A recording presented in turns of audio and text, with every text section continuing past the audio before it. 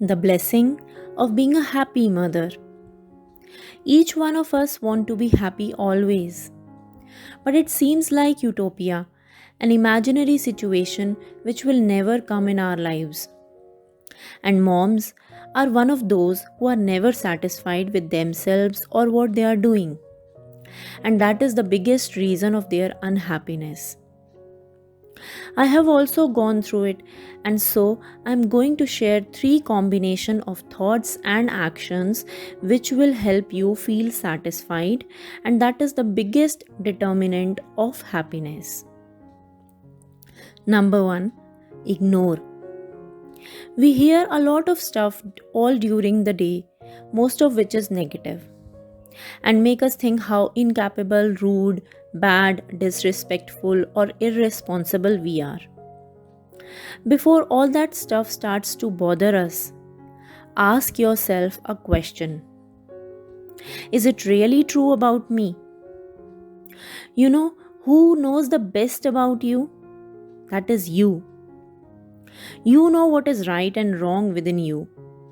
So if someone says something bad about you, but you know that that is not true, you're not like that, then one of the best ways to keep your sanity is to ignore those negative comments.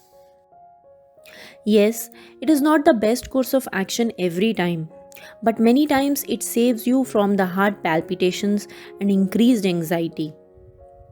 The more you practice it, the more you will be aware of the situations where you can ignore people and their bad comments, and slowly you will start feeling happy because you are regularly telling yourself that you are not bad or rude.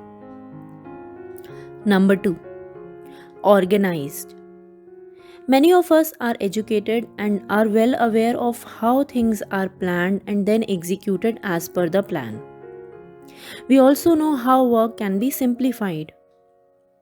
We must have learned one or other of these traits in our education or while working in any office or managing our business. Why can't we use all those strategies in our personal lives? Why can't home be managed just like an office or a business? You can cut short so many tasks that consume so much of your time, and when you will use your knowledge and experience into areas which you hadn't thought of before, you will see so much better time management and happiness in your everyday. Number 3, using positive words with kids. Yes, it is very difficult. All through the day, kids disobey us, shout at us, watch so much screens, eat junk, and a lot more. That even when we don't want to be rude to them, we are forced to be. We can't talk positive with them, that's not possible. But if you will see your day from morning till night, there are many times when you can talk positively, use nice words, and talk with a smile on your face. And those are the moments which then have the power to bring happiness inside you. We all love our children, so when we talk nicely to them, hug them, play with them, or laugh with them, it brings joy and happiness within us. And last but not the least, no matter what happened during the entire day, just switch on your button of positivity at bedtime. Talk nicely and give a smile to your children before all of you sleep.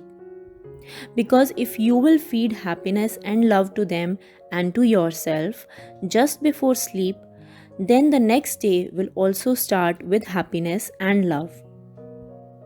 So, those were my three ideas. Do you have any other such ideas? Share with me. I am Deepti, a parent just the way you are. Every day I try to make myself and my parenting a little better.